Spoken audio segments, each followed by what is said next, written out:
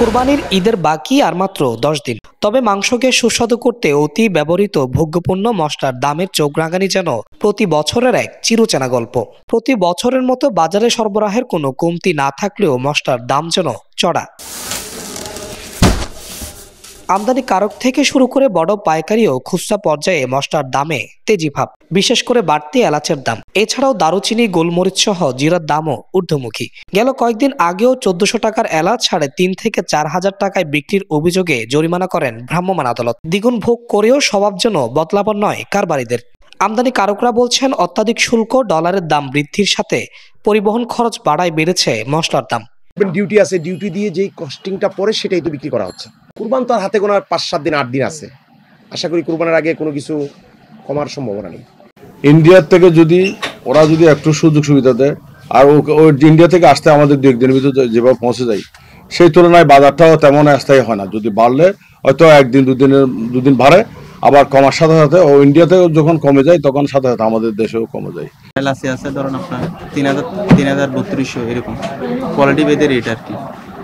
আপনার দারচিনি ধরেন 375-80, লবঙ্গ 1360-70, গোলমরিচ 900।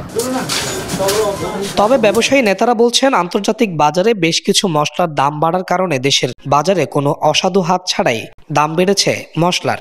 এলাচের দাম বাজারে বৃদ্ধি থাকলেও অন্যান্য বেশ কিছু মশলার দাম কমেছে অনেকটা, এমনটা বলেন ব্যবসায়ীরা।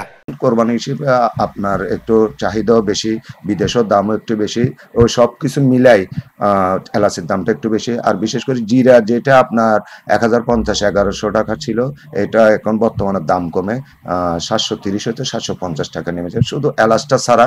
আর সব কিছুর মশলাপাতি সব কিছুর দাম একটু কম। চাহিদা বেড়েছে, কিন্তু বাজারে পর্যাপ্ত পরিমাণ মাল থাকার কারণে আপনার বাজার বৃদ্ধি পায় নাই, বরং বাজার দাম আরো কমছে। এবছর শুধু চট্টগ্রাম বন্দর দিয়েই আমদানি হয়েছে প্রায় 30,000 মেট্রিক টনের বেশি মশলা জাতীয় পণ্য। তবে সরজমিনে বাজারে এর কোনো প্রভাবই যেন লক্ষণীয় নয়। আসন্ন পবিত্র ঈদুল আজহাকে ঘিরে প্রতি বছরই মশলার দাম নিয়ে থাকে ক্রেতাদের মধ্যে একটি তারতম্য, কিন্তু এবার এমনটা নয়। এবার এলাচ ছাড়া বিভিন্ন মশলার দাম রয়েছে ক্রেতাদের সাধ্য অনুযায়ী।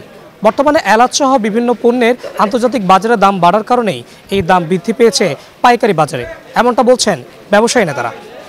Sajjad Hossain, Media Express, Chittagong.